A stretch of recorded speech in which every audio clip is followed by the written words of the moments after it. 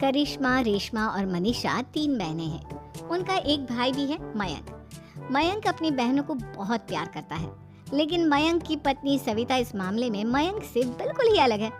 वो अपनी ननदों का जितना बुरा कर सकती है उतना बुरा करती ही रहती है और अपनी ननदों पर हुक्म भी चलाती है। करिश्मा, करिश्मा, तुमने अभी तक नाश्ता नहीं बनाया? तुम्हारे भैया को ऑफिस जाने में देर हो रही है। हाँ भाभी, बस अभी बनाती हूँ। करिश्मा, तुम ये ढीलापन छोड़ दो।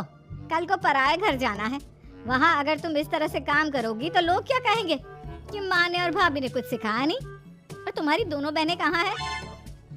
रेशमा मार्केट गई है और मनीषा सो रही है। क्या? सुबह के 8 बज रहे हैं और ये महारानी अभी भी सो रही है? ये कहते हुए सविता अपनी सास दुर्गा देवी के पास जाती है। माँ जी, देख रही हो अपनी बेटियों के तौर तरीके?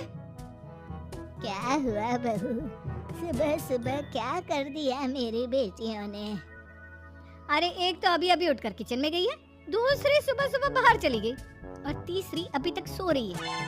क्या करूं मैं इन तीनों का, मैं तो परेशान हो गई हूँ। जा जाकर उठा उसे और रेशमा से मैं बात करती हूँ। सविता सीधा मनीषा के कमरे में जाती है और उससे कहती है, महारानी जल्दी उठो, सूरज सर पर आ गया है। भाभी थोड़ी देर और सोने दो ना, मैं रात को लेट सोई थी। वो क्या ना यूनिट टेस्ट चल रहे हैं। शराफत से उठती है या नहीं, या फिर पानी की भरी बाल्टी डालूं तेरे ऊपर? नहीं भाभी, मुझे बिस्तर में नहीं लाना, उठती हूँ मैं। मनीषा जल्दी से उठकर बाथरूम में चली जाती है। सभी आराम से बैठकर नाश्ता कर रहे होते कि तभी रेशमा बाजार से हाथ में सामान लिए आ जाती है। रेशमा को देखते ही सविता उस पर बरस पड़ती है। लो, आ गई महारानी। ऐसा भी क्या सामान लाना था जो सुबह आंख मलते ही बाजार की तरफ रवाना हो गई? भाभी, कल आप ही तो चीख रही थी कि घर का सारा सामान मुझे ही लाना पड़ता है, घर में किसी को भी किसी काम से कोई लेना देना नहीं है। अब मैं बाजार जाकर सामान ले आई तो आपको इस बात से भी तकलीफ हो रही है? देख रही हो माँ जी, अपनी बेटी की जुबान कैंची से भी तेज चलती है। और मयंक, आप तो कुछ कहेंगे नहीं अपनी लाडली बहन को? रेशमा, अपनी भाभी से ऐसे बात नहीं करते। चलो माफी मांगो। भैया, मैं क्यों माफी मांगू? आप भाभी से बोलिए ना कि हम पर कम हुक्म चलाया करे। हम इस घर की बेटियां हैं और आपकी पत्नी की ननद है, नौकरानी नहीं। लो कर लो बात। इनकी भलाई के लिए कुछ भी बोलो तो इन्हें बुरा लग जाता है। इस घर में यही इज्जत है मेरी। देख लो माँ जी, आपकी बेटी किस लहजे में मुझसे बात कर रही है। सविता वहाँ से चली जाती है। मयंक को बहुत गुस्सा आता है, वो भी वहाँ से चला जाता है। फिर करिश्मा रेशमा को समझाती है। रेशमा, तुम्हें भाभी से माफी मांग लेनी चाहिए थी ना। लेकिन दीदी, मैंने कुछ किया ही नहीं, तो मैं माफी क्यों मांगू? हाँ करिश्मा दीदी, रेशमा दीदी जैसे ही घर में आई भाभी ही उन पर चिल्ला रही थी। हाँ, मैं मानती हूँ कि गलती भाभी की थी। मैं तो इसलिए बोल रही हूँ कि भाभी ने माँ को तो पूरी तरह अपने वश में कर लिया है। वो हमारी बात सुनती ही नहीं। मयंक भैया हमारे लिए हमेशा खड़े रहते हैं, इसलिए उनकी बात का मान तो तुम्हें रखना चाहिए था ना। कोई फायदा नहीं दीदी, कुछ दिनों की बात और है, भाभी उन्हें भी हमारे खिलाफ भड़का देंगी। फिर वो भी माँ की तरह हमारी किसी बात का विश्वास नहीं करेंगे। इसी तरह सविता अपनी तीनों ननदों को किसी न किसी बात पर परेशान करती रहती थी। एक दिन मयंक अपनी तीनों बहनों के लिए गिफ्ट लाया। करिश्मा, ये तुम्हारे लिए हार का सेट। रेशमा, तुम्हारे लिए सुंदर सी ड्रेस। और मनीषा, तुम्हें किताबें पसंद है ना, तुम्हारे लिए किताबें लाया हूँ। थैंक यू भैया। थैंक यू भैया। थैंक यू भैया। करिश्मा, तुम्हारा नेकलेस कितना सुंदर है। ये भैया कहाँ से ले आए होंगे? मैंने भैया को 3 दिन पहले फोन पर ये डिजाइन दिखाया था और आज भैया ये ले आए। सविता तो अपनी ननदों के गिफ्ट्स देखकर जल गई और करिश्मा का नेकलेस तो उसे भी बहुत पसंद आया था। अपनी बहनों के लिए कितना अच्छा नेकलेस लेकर आए हैं, मुझे कभी कोई गिफ्ट नहीं दिया। मैं आज ही ये हार चुरा लूं। रात में सविता करिश्मा का हार चुरा लेती है और इसी तरह उसे अपनी ननदों की जो भी चीज अच्छी लगती वो उसे मांगती नहीं, बल्कि रात के अंधेरे में चुरा लेती। इसी तरह दिन बीतते गए और सविता ने मयंक के दिल में भी उसकी बहनों के लिए नफरत पैदा कर दी। एक दिन मयंक ने करिश्मा और रेशमा के लिए रिश्ता देखा और ये बात उसने घर में सबको बताई। माँ, करिश्मा और रेशमा के लिए बहुत अच्छा रिश्ता आया है। वो लोग कल इन्हें देखने आ रहे हैं। आप और सविता मिलकर सारी तैयारी कर लेना। ये सुनकर करिश्मा और रेशमा खुश हो जाती हैं, लेकिन सविता सोचती है, अगर इन दोनों बहनों की शादी हो गई तो घर और बाहर का काम कौन करेगा?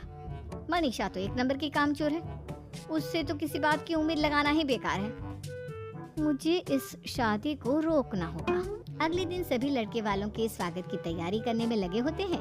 तभी मयंक अपनी बहनों से आकर कहता है, तैयार हो गई तुम दोनों?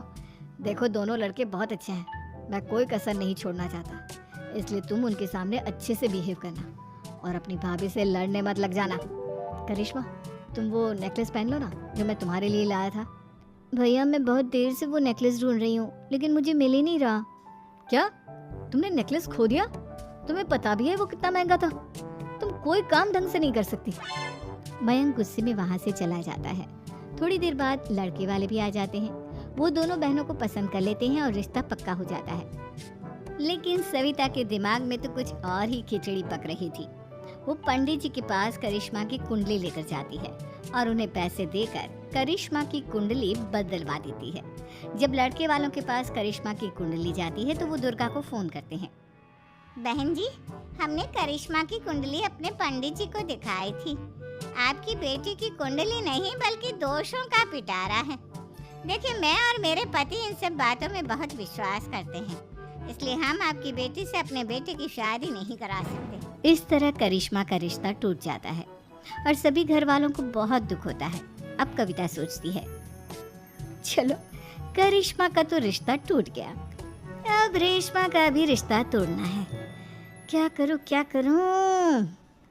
अब सविता आवाज बदलकर किसी अननोन नंबर से रेशमा के होने वाले ससुराल में फोन करती है।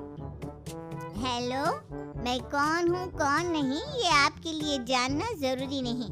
बस इतना सुन लो कि रेशमा का 2 साल से किसी के साथ अफेयर चल रहा है। बस रेशमा का रिश्ता तोड़वाने के लिए सविता का इतना कहना काफी था।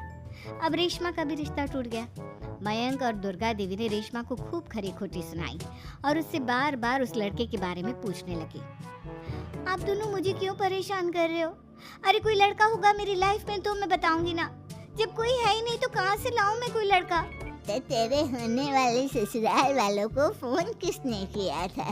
माँ मैं नहीं जानती किसने फोन किया था, मैं सच कह रही हूँ। मैं तो पहले ही कह रही थी इसकी लगाम खींच कर रखो, लेकिन मेरी सुनता ही कौन है।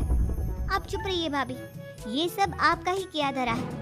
अब तीनों बहनों को विश्वास हो जाता है कि ये सब उनकी भाभी ही कर रही है। तीनों बहनें अपनी भाभी को सबक सिखाने के लिए एक वकील कर लेती है और घर में हिस्सा मांगना। देखो भैया, माँ बाप की जायदाद में जितना बेटों का हक होता है उतना ही बेटियों का, इसलिए इस घर के 4 हिस्से होंगे और हमें अपना हिस्सा चाहिए। मैंने तुम्हारे लिए क्या क्या नहीं किया और तुम इस घर में हिस्सा मांग रही हो? भैया, आप और माँ हम बहनों की कोई बात नहीं सुनते हो और भाभी हमारी शादी नहीं होने देगी क्योंकि उन्हें लगता है कि आप हमारी शादी में ज्यादा पैसा लगाओगे और उन्हें हम जैसी फ्री की नौकरानी कहाँ मिलेगी। तो हम भाभी के साथ तो रह नहीं सकते, हम बहनों को अपना हिस्सा चाहिए। अरे तुम्हें शर्म आनी चाहिए अपनी भाभी पर ऐसा इल्जाम लगाते हुए। वो तुम्हारे बारे में कितना सोचती है। हाँ माँ, भाभी हमारे बारे में बहुत सोचती है। दिन रात बस यही सोचती रहती है कि किस तरह से अपनी तीनों ननदों को परेशान करूं और कभी मुझे पढ़ने भी नहीं देती। दोनों बहनों का रिश्ता भी तो इन्होंने ही तोड़वाया है और रात में हमारे कमरे में आकर हमारी चीजें भी चुराती हैं। इसी तरह सविता की तीनों ननदें अपनी बात पर अड़ी रही। अब कोर्ट में तारीख भी शुरू हो गई। जब सविता को लगा कि उसकी तीनों ननद इतनी आसानी से नहीं मानने वाली, तो उसने अपने पति और सास को सारी सच्चाई बता दी और अपनी तीनों ननद से माफी मांगी। मयंक और दुर्गा को भी अपनी गलती का एहसास हो गया। अब सविता खुद करिश्मा और रेशमा के लिए अच्छा रिश्ता ढूंढती है और उनकी शादी